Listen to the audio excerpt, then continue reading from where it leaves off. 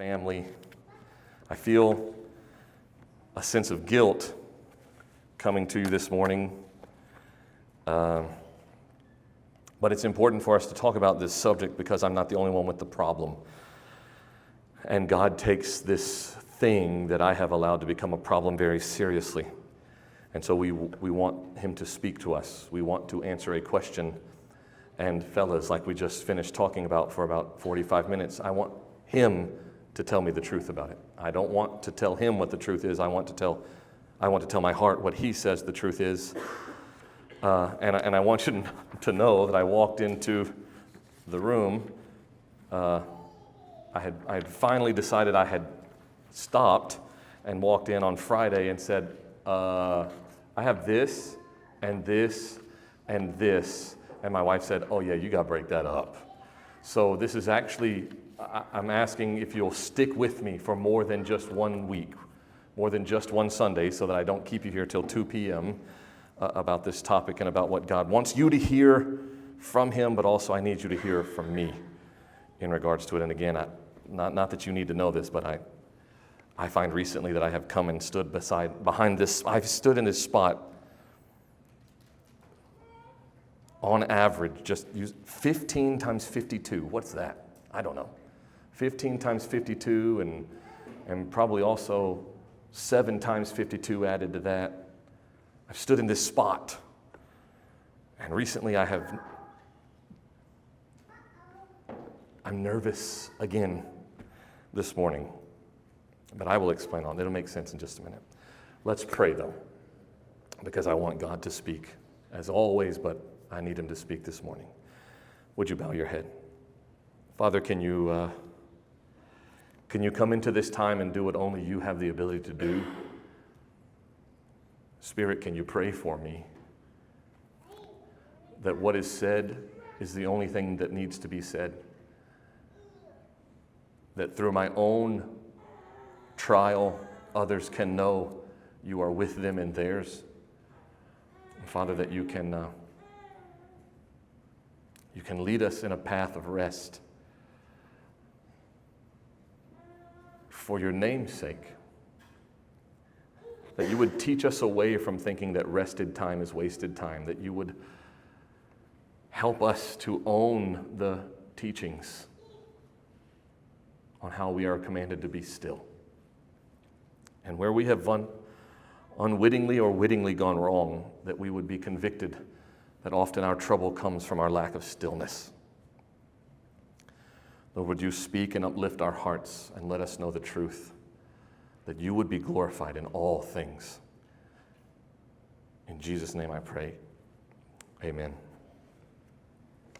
I realize that because I know what I'm talking about and you don't, you might be sitting there right now like, he is about to unload some deep, dark sin, and we're going to have to look for a pastor. That is not, okay, that's not it.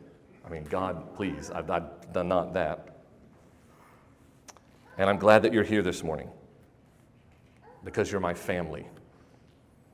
I told someone recently at the end of the week, I said, I don't have siblings. I do have brothers and sisters, though. And by sending me here, that's what I have been sent to have, is a family. But today I need to bring something to you, and it's even in light of a bunch of other ways. You know, today I wanted to be able to announce to you, I wanted you to take your telephone out, and I wanted you to go to your app store or Play Store if you're Smiley, because he doesn't have an iPhone. There's something wrong with him. And I wanted you to search the words East Louisville Baptist Church in that app store, and I wanted you to see there was an East Louisville Baptist Church app. Today was Go Live Day, and Apple refuses to allow me. Not like maliciously, I don't know what their process is for approving developer accounts. I asked you last week whether it made sense or not. Would you please pray that Apple would just let loose the reins, and in God's timing, he has decided not yet. I could get it on Smiley's phone probably because Google gave me permission to do what I needed to do, but we have an app coming, an app where you can go and see sermons, see podcasts, pay for your meal, message one another have a small group, ladies group, where you encourage one another. We have an app that will have a Bible in your hands at all times, whether you have an app for that already or not. It will come straight from your church. We have an app. It does so. You never again will be like, what happens on next Sunday? You just open it up and look. It will be with you at all times. I just can't get it to your phone yet. But I have been working on it for, I feel like my wife might know to the minute and the second how long I've been working on it. It's been at least 2 months, I guess. I don't know. It takes a lot of time. It's ready. Some of you, a handful of you, have tested it for me. Now I need to put it in your hands so that you can tell me I like this, I don't like that. Today I need to talk to you about Sabbath and a word you may have never heard before, sabbatical. Sabbath and sabbatical. Some of you in this room didn't meet me until recently. So you may not know that about 2.5 years ago, well, actually it started earlier than that, I became acutely aware that Mason needed help.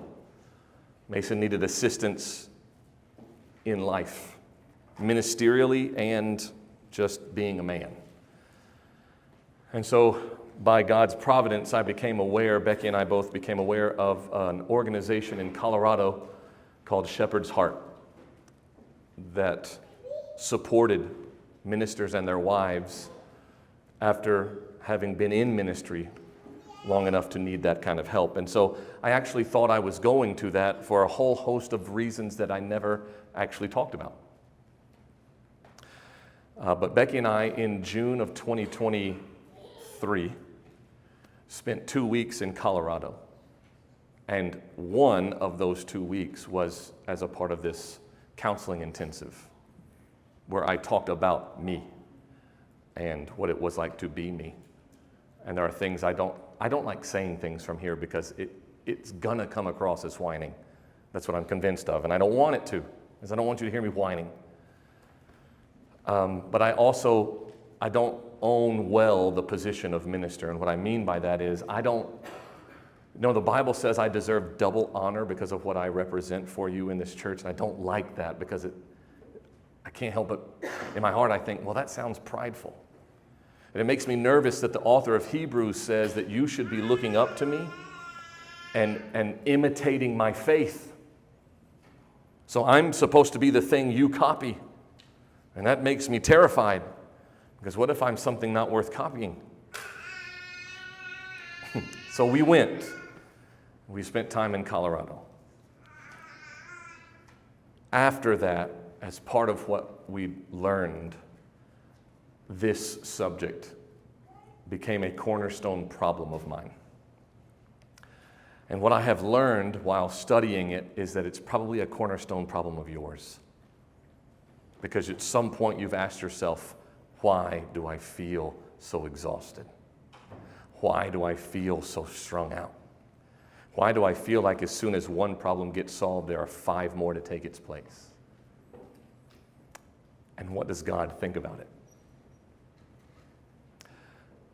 So then in March of the next year, March of 2024, March or February? March, early March, we held a marriage conference here. We hosted it. You might remember, you might have attended. And the gentleman that did that, his name is Dr. Cockrell, Tate Cockrell. He was my professor in pastoral counseling when I was getting my master's degree. And he taught in that class the second word, sabbatical. I'd never really heard of it before. And he taught that it was something we would need as ministers, or we would probably find ourselves failing in ministry. And I give you my word, every man in that room laughed at him. Everyone. What he described and what I will explain in a little bit, we all thought, are you kidding? And his response to our laughter was simple. He said, that's fine, laugh. Come see me for counseling in 7 years when you failed. So I took it a little more serious, but not really. And when he came for the marriage conference, I asked him to do something for me. I said, will you also speak to the church on Sunday? Yes. will you also speak to a smaller group of people that I will have gathered to introduce that idea to them? Now you know who you were or are. I made you cinnamon rolls. And we talked about sabbaticals. And that was 1.5 years ago. And here we are today. Today I need to let you know, but also unadvisedly, because this is not suggested. I need your blessing, because I need to take a sabbatical. It's been planned. That group that I discussed it with in March were all extremely supportive and kind. I've met with the deacons regarding it for some time. And so I need to take a sabbatical. And you can't say, Pastor, we bless you in that, if you don't know what it is. So will you walk with me through the Bible on what this is and why it isn't just me? It's something you need to be putting into your life as well. So I want you to look at the first word on the wall as long as you can see it. We would say that word Sabbath. And you might be familiar with the fact that Sabbath is the day of worship by some people's definition. It's the 4th of 10 commandments, and when you use the hand puppets to remember them, it's the 4 people in a very funny-looking car going to church. Remember the Sabbath and keep it holy. So you go to church on the Sabbath. The truth about the Sabbath is, though, now, be as honest with yourself as I am required to be honest with me. We have allowed the Sabbath to become, that's the day I go to church, but I got a lot of other things I need to work on that same day. But that word Sabbath in English, it is in Hebrew, Shabbat. It means cease. It doesn't mean do only projects at home. It doesn't mean put off that thing that you know you should have done during the week, but at least you got Sunday afternoon to accomplish it. Shabbat means cease, stop. Commanded by God for the purpose of renewing and rest. So, for example, in Exodus chapter 20, where that 4th command is given to us, we find the weekly Shabbat, the weekly command. 6 days you shall labor. Now, we live in a culture that says 5 days you'll labor. And I'm not telling you to start telling your job Monday through Friday, hey, I'd like to come in on Saturday. Don't hear that. But Exodus 28 through 11, that's where you'll find that command given through Moses to us, the 4th of the 10 great commandments. But in chapter 23 and verse 12, you hear a further explanation. For 6 days you are to do your work, but on the 7th day you shall cease. You shall Shabbat from labor, so that your ox and your donkey may rest, and the son of your female slave, as well as the stranger residing with you, may refresh themselves. This is the smallest command of Shabbat, the weekly one. And when I mean smallest, I mean it happens the most often, but it lasts the least amount of time. All right? So ask yourself what I am required to ask of myself as well. Do you ever cease? If you keep a phone in your pocket, the answer guaranteed is no. You remember, are you old enough in here with me? You remember when answering machines were invented? And answering machines were supposed to be a freedom piece of equipment because it meant you could leave the house and not miss a call. What it became was a tether, because we were so concerned of whether or not we missed a call, we would call in and check the answering machine while we were out. Anybody remember doing that? You know, you'd call in and after it went, we're not, anybody have a stupid answering? Anybody have this as their voicemail? Hello? You've been talking to a machine. I mean, if you didn't do that, you were not cool. I did. Okay, so you did that, then it would go beep, and you start talking. Or if that was you calling in, it would go beep, and you'd punch in a set of numbers, and it would say, you have 6 messages, and then it would start playing them for you. Well, that machine was supposed to mean I could leave the house and not care. Instead, I started carrying away from the house. Well, the answer machine became a cell phone. And now I'll never miss a call. I got the phone. Now I can go on vacation, and if it's an absolute terrible thing, work can contact me. I've got the phone in my pocket, so what happened? I actually never again went on a vacation because I always had work in my pocket. I couldn't disconnect. I could never cease. These things that were meant for me to be free became my new master. And yet God said, 6 days, you'll labor. You're going to work. But there will be one of those days where you don't do any of that. Because why would God command this? The answer is He knows what you need. And we think better, so we keep driving, we keep pushing, we keep going. There were other Sabbaths commanded in Leviticus 23, the book of laws. We see all of the Sabbaths kept even during times of festival.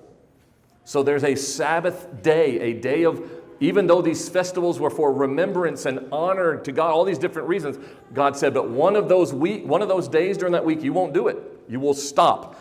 So in the Feast of Unleavened Bread, the Feast of Trumpets, the feast that's known as the Day of Atonement, those last a certain period, but inside of every one of them, God said, you will cease, you will Shabbat during that feast. And then there are 2 of them commanded during the Feast of Tabernacles.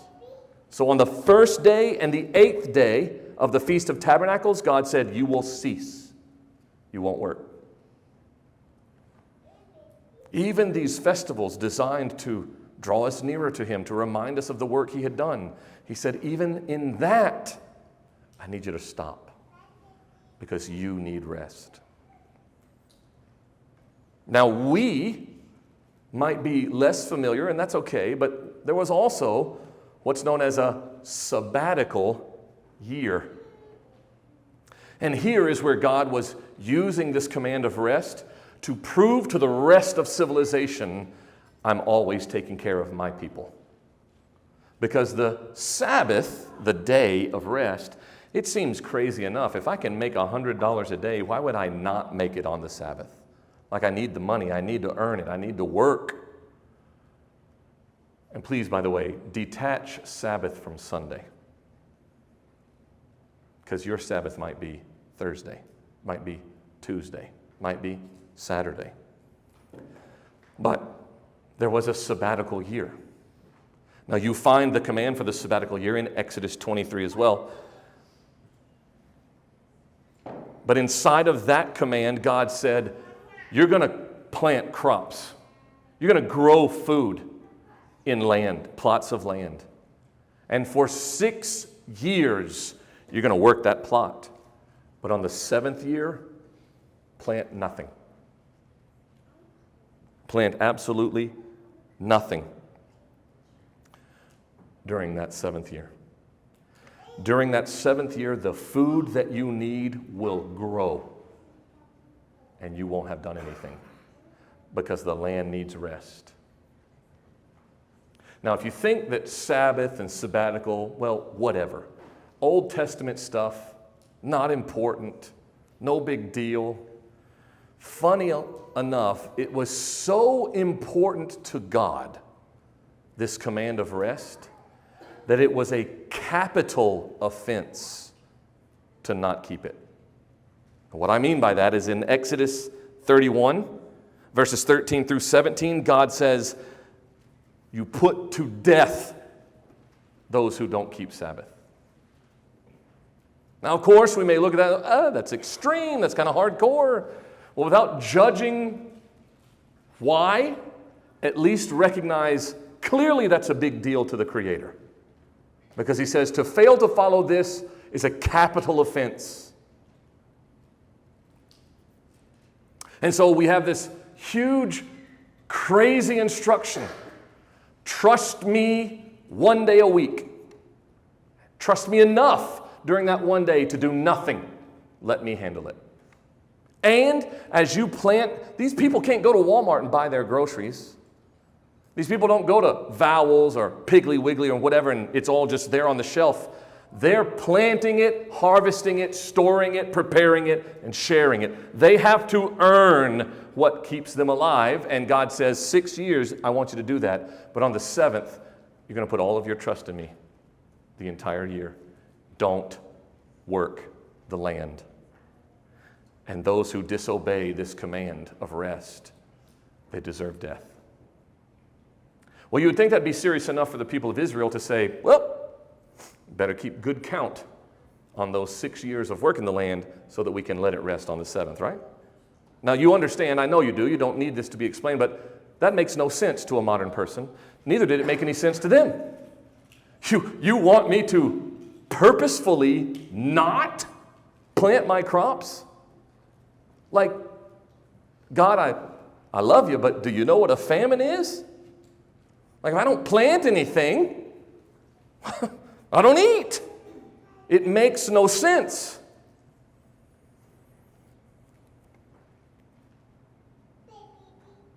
If you turn to Leviticus 26 for me, I want to make sure that, I know I'm saying a bunch of Bible verses, but if you'll turn to Leviticus chapter 26 for me, I want you to see with your own eyes how serious God takes this rest of the land, this sabbatical year.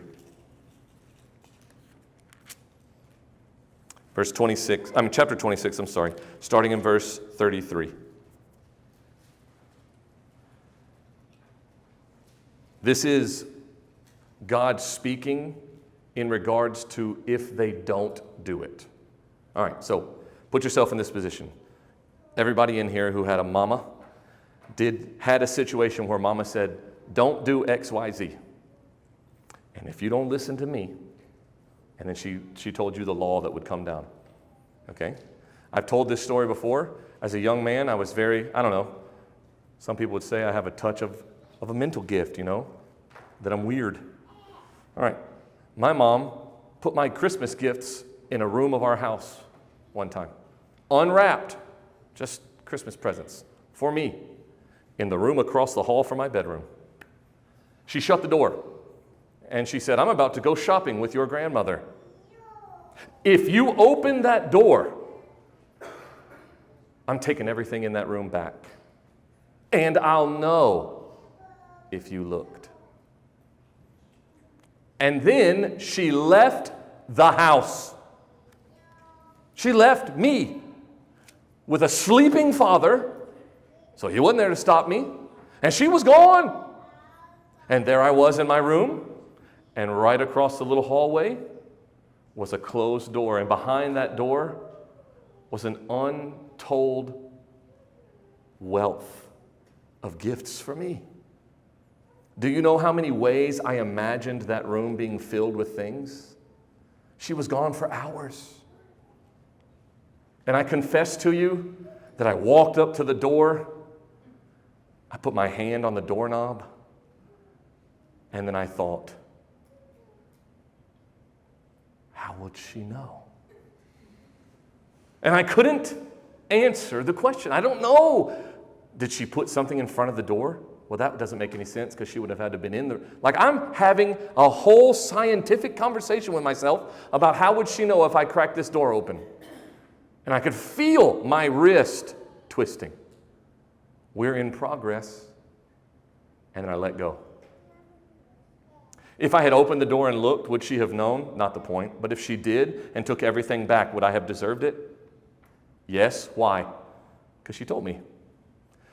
So in the same way, God has, by this point in the Bible, commanded the people, 6 years, work the land, work it hard. You will labor for 6 years on that land and everything will be fine. But when year 7 comes, stop. Leave it alone.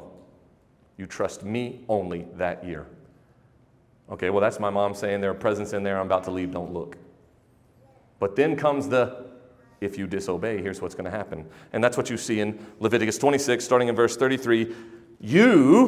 If you don't do this, talking to the Hebrew people, I will scatter among the nations, and I will draw out a sword after you, as your land becomes desolate and your cities become ruin. Then listen to verse 34. Then the land will restore its Sabbath all the days of the desolation while you are in your enemy's land. Then the land will rest and restore its Sabbath. All the days of its desolation it will have the rest, which it did not have on your Sabbaths while you were living on it. Do you hear what he's saying?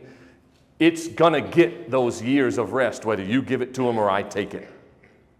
It's going to rest. I'm telling you to give it to me. But if you don't, I will drive you so far out of the land that it's allowed to rest. That's a pretty serious threat. That's worse than I'll take all those presents back from where I got them. So do you think God kept his word?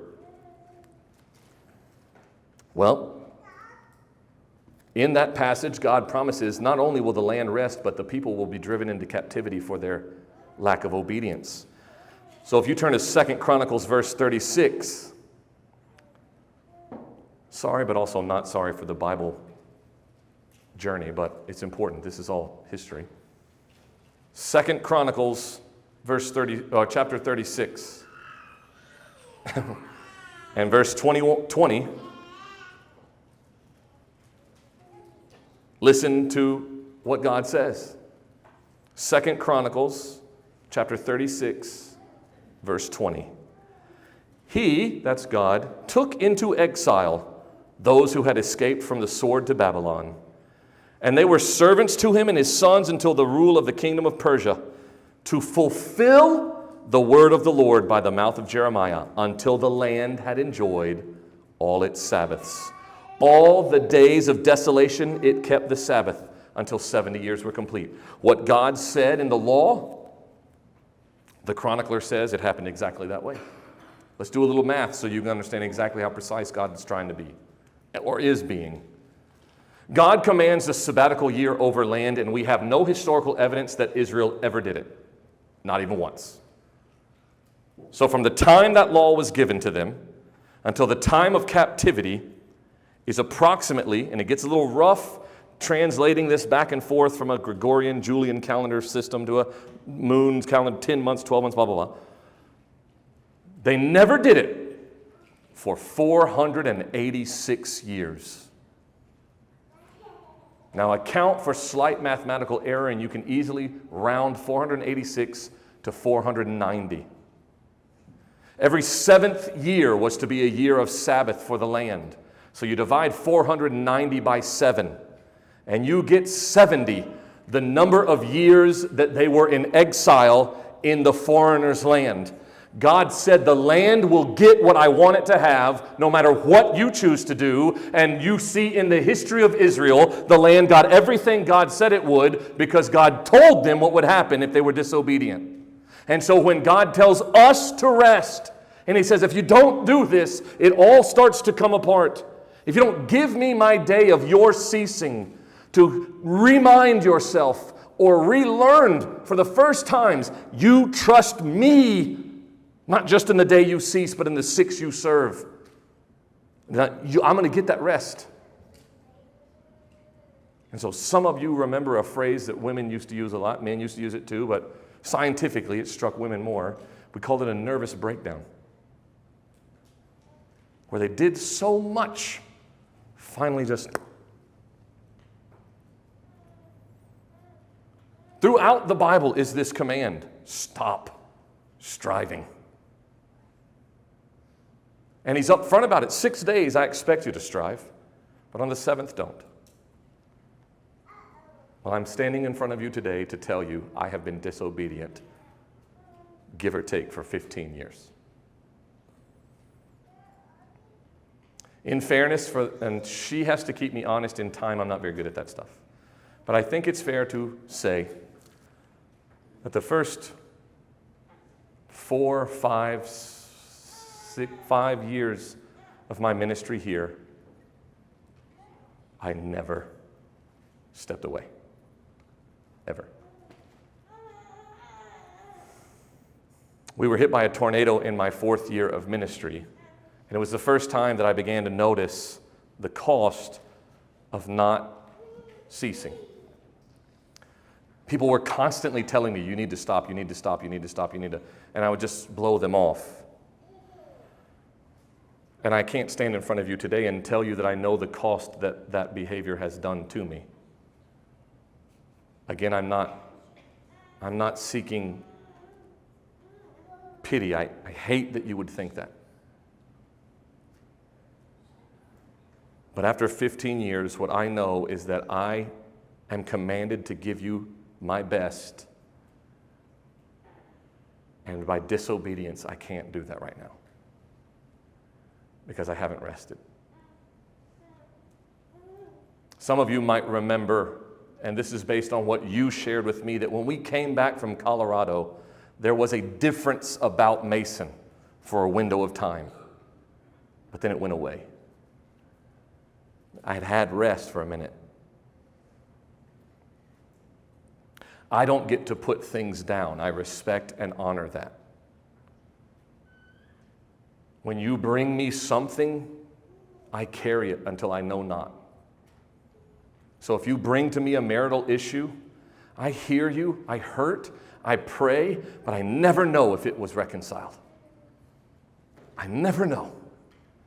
Because sometimes people leave. Are they okay? Are they still hurt? Do they need help? Do they know the truth? I don't know. But what does a sabbatical when a pastor isn't there?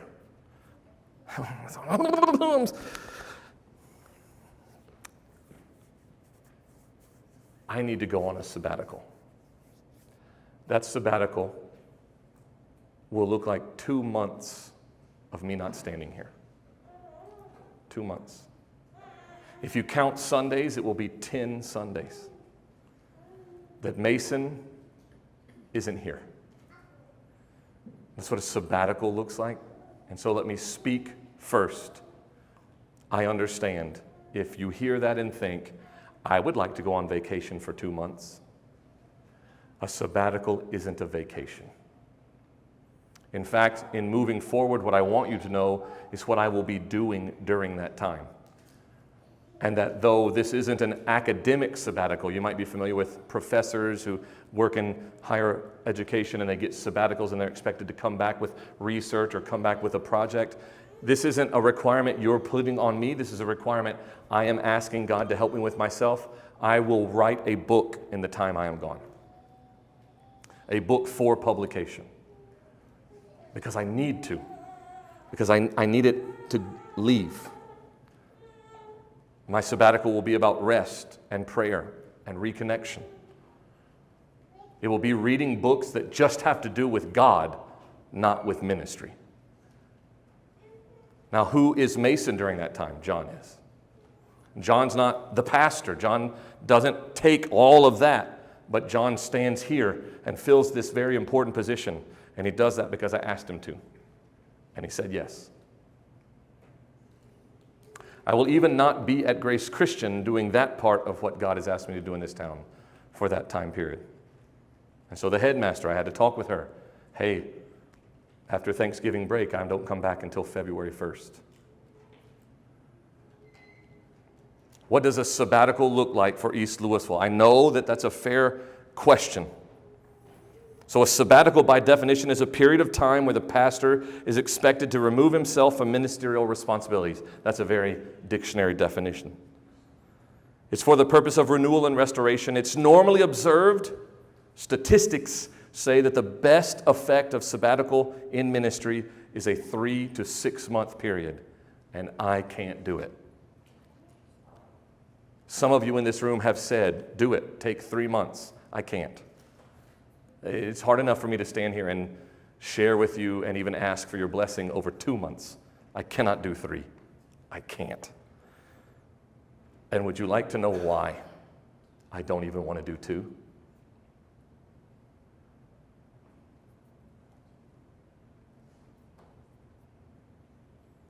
I'm terrified you won't be here when I get back.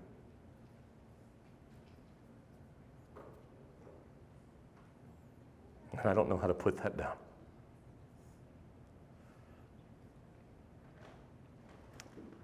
We can't make people mean, we can't make ourselves mean something to people, but by nature, when you walk in this door, you mean something to me. But what if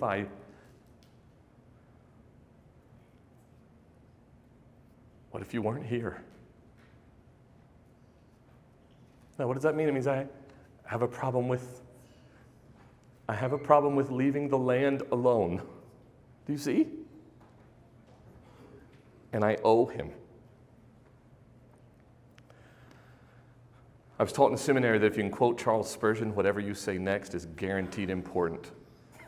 So Charles Spurgeon says, "It is wisdom to take the occasional furlough, so let no tender conscience doubt the lawfulness of going out of harness for a while. Learn from the experience of others the necessity and duty of taking timely rest."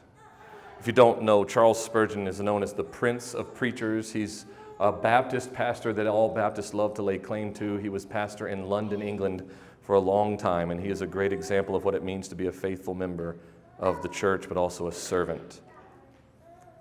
If you like details, what I'm sharing with you represents 2 months and 1 week total calendar time, 10 Sundays, from November 23rd to January 25th.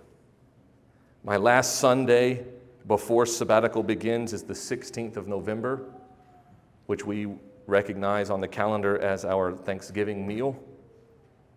And then I would return on the first Sunday of February, which is also coincidentally the first day of February. This is a time for prayer, rest, relationship, and study. And so that you're aware, pastors who go on sabbatical, here's what I'm afraid you think. He goes on a sabbatical, he's actually just going to look for another job.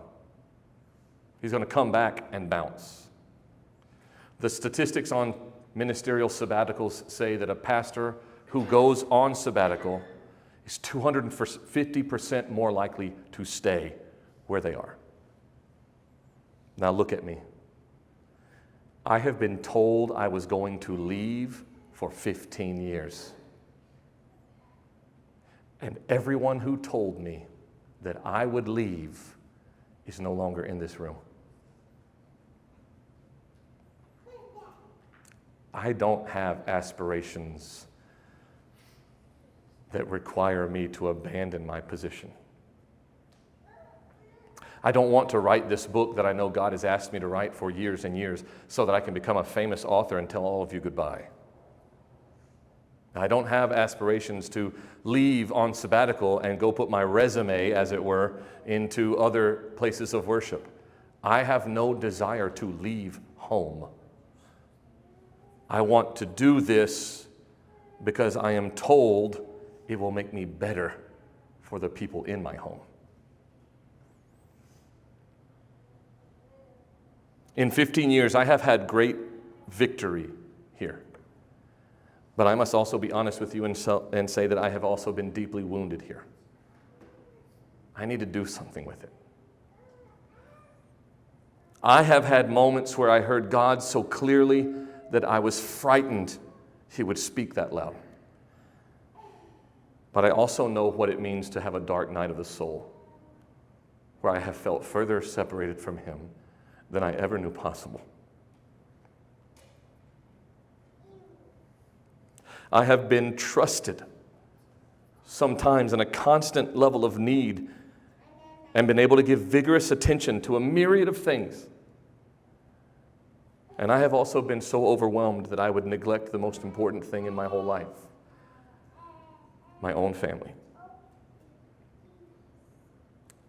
I can stand here and tell you that I protected them and that they have none of the stories that some people tell about being pastors' kids or pastors' wives. But you can't know what you don't know. And recently, I learned and became aware that I may have done okay, but I did not do perfect. And I'm reminded of a time I was studying to obtain a doctorate. I loved school. It wasn't punishment to study. This church supported and encouraged me, although it was yet another opportunity to be told, you're going to get that doctorate and then leave. Go look at the degree hanging on the wall, by the way. I'm pretty sure they handed it to me in 2019. Just to offer you that. There was one evening I was in a class, a seminar that required a lot of writing. They all did. And I had 3 textbooks. And if you've ever read, like cover to cover, a textbook versus a novel, you'll understand the difference. 3 textbooks that I had to read and have papers written, 10 to 12 page papers on each of them within a week. We were living on White Circle at the time.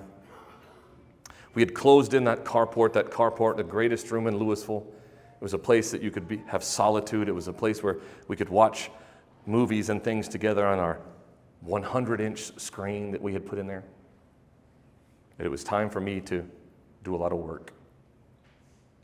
It was a beautiful gift I was given this one night, and it broke my heart. I was in this great big purple recliner that we used to own. I had one book open to where I needed to start on one arm, one book open where I needed to start on another arm, one leg tossed over that arm, and a book in my hand, reading with a highlighter. And my 3 children wanted to be in the room with me. Oddly enough, they like me. And to support what I was doing, my wife came into that room and politely shooed them away.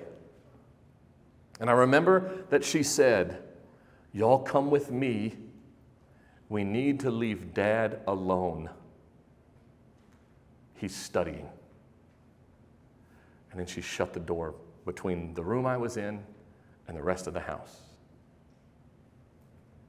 And I understand completely that you would hear that and think, big deal. But I put the book I was reading down, and I felt crushed. My children were told to go away because of what I had chosen to do. So I told them 2 things. Make this worth it, and let's get to the end. Because I didn't want them to have sacrificed so much and then me be like, pfft. And that's why, though they probably don't know, and it's not like you go buy this, but my dissertation, when you open the cover, there's a section of dedications. And the most important one you always put last, and so that last dedication is to all 4 of them. And it says, "I promise we can be done now. No more giving it away. We can be done." And today, I see that as me trying to recognize that I needed this. We can be done. And I can trust. I don't have anything that I need to prove. I have a master's degree and a doctorate in part because I just want to know as much as he'll let me know about him. But I also see it, whether it's right or wrong, as a way for you to know that he knows what he's talking about. So you don't have to think Mason is a loon. But the truth is, I don't have to prove it to you. And you don't have to prove it to me. So I have on this paper, I have, what is a sabbatical for the church? 1, 2, 3, 4, 5 different reasons that this is going to be a great thing for all of you, whether you would know it or not. What does it do for me? 1, 2, 3, 4, 5. Ooh, I didn't even do that on purpose. 5 things that it is for me, whether you know how to think about these things or not. That for me, it's a time to put down the weight of ministry, to hear the Lord speak directly to me, to be honest with the wounds that I have on the inside, and a time for me to slow down after the success He's allowed me to. In 15 years, do you realize that you as East Louisville have done what this community said wasn't ever going to happen again? inside of these walls, and you keep doing it, I'm stuck asking myself, what next? Where there is no vision, the people perish. Well, then I need him to speak again. And Spurgeon says that after you reach these highs, there is by nature a falling off, because it doesn't last forever. A time to be still after success and to be isolated. For you, it'll be a chance for you to express a full trust in God that you maybe never have. It'll be a chance for you to experience fuller abilities that you have been given, that by my being here all the time, they are not harnessed, because Mason will do it. It'll be a chance for you to increase my faith by allowing me this time. And again, in Hebrews, it says that you imitate my faith, then I want me to have as much faith as possible. A part I don't like, because again, I don't like pride, it is a chance for me to be honored by you. And it's a chance to see that sometimes my absence, whether it makes any sense to me or not, can be good for the church. I want you to know what I will be doing, that I will be visiting other houses of worship, because there's no responsibility there. For 15 years, do you know what I haven't done? I haven't gone to church. This will be a chance for that. Becky and I will travel to Colorado, not only for her to be with her sister, who she does not get to see very often, but because for me it represents not only a place of restoration, but also of solitude. I will do the vast majority of work on a book I will title 5 Minutes Off, and I will plan for it to be published. I have all of this to say, and it's already 11:15, and have I even said anything where, here's what God wants us to leave with. I have put myself in a predicament where this is necessary. And maybe you're in the same place, where you don't know what it means to cease because you're constantly striving. And God says, I'm going to get my time. So I want you to be then like me. Let's start learning how we carve these things out. That we have a day where there is nothing else to do other than have full faith in Him. I don't want you to be some sort of legalist about it. Well, I guess I got to learn about how they did in the Old Testament and keep the stew on a certain time so I can't stir it. And no, a ceasing from your striving, a ceasing from your worry, a ceasing from your strains. That it isn't, Sabbath isn't when you prune the front yard's hedges. Sabbath, you know why we need to prune hedges on the Sabbath? Because we didn't give God our schedules the other 6 days. If we give God our schedules, there's always time to do it in 6 days. That's a part of the whole lesson. But ministerially, there are uniquenesses to my calling, to my job. And I want you to know that this is coming. And I don't want you to, I'm terrified that you're going to think ill of me.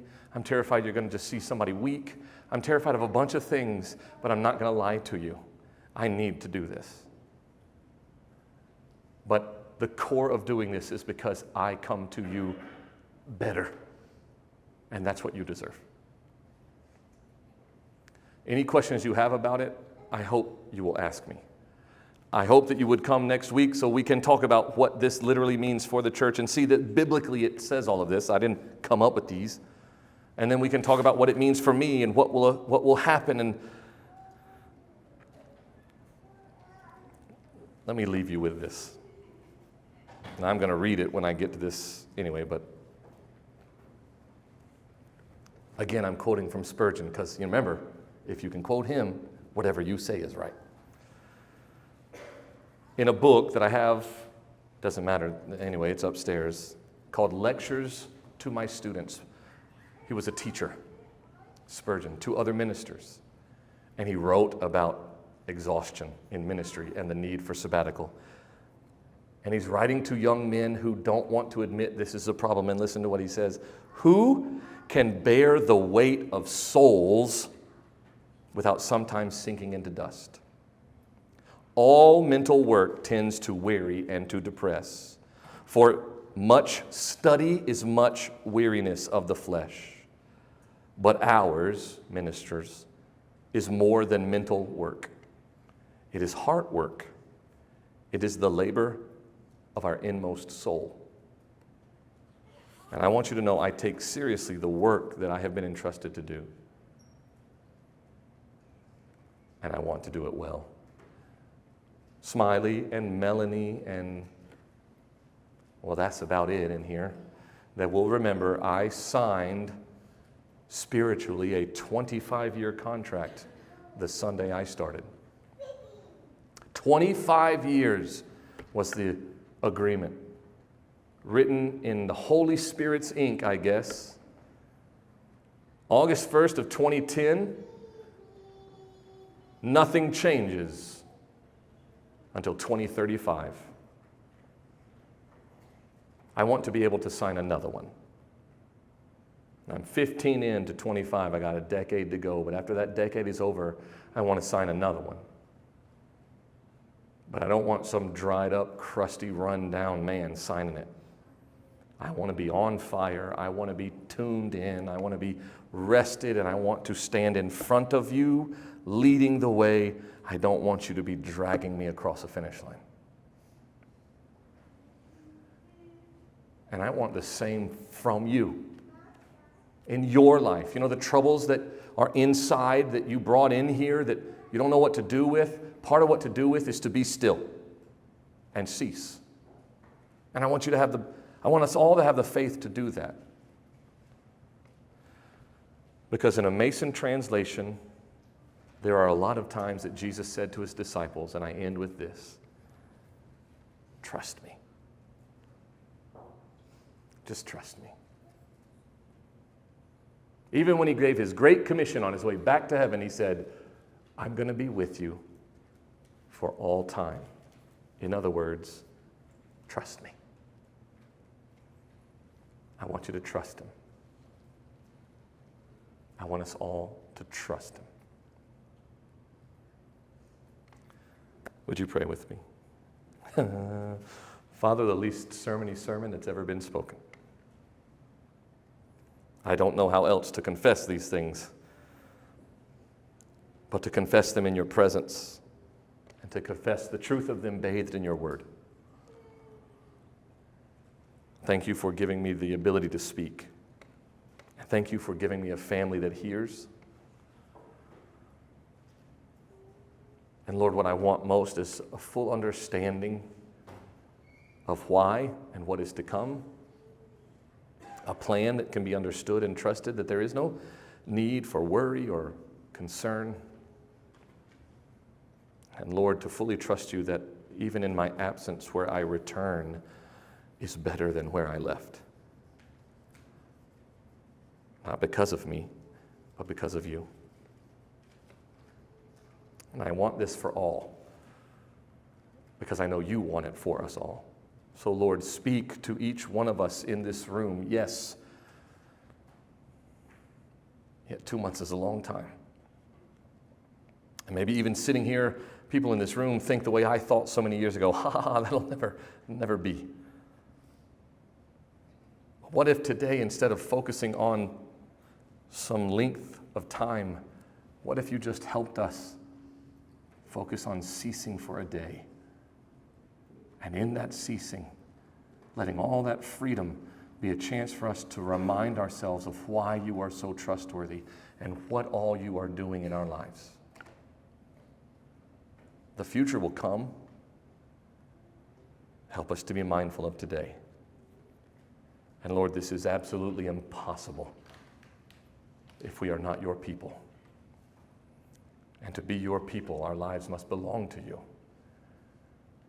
And so, Jesus, I pray still and continually for those whose hearts you are nonstop working on, striving within them through the urging of your Spirit, that they would surrender to the truth and learn the comfort that comes from rest. Lord, convict us where we are weak. Break us where we are obstinate. And heal us where we hurt. I ask in your holy name. Amen.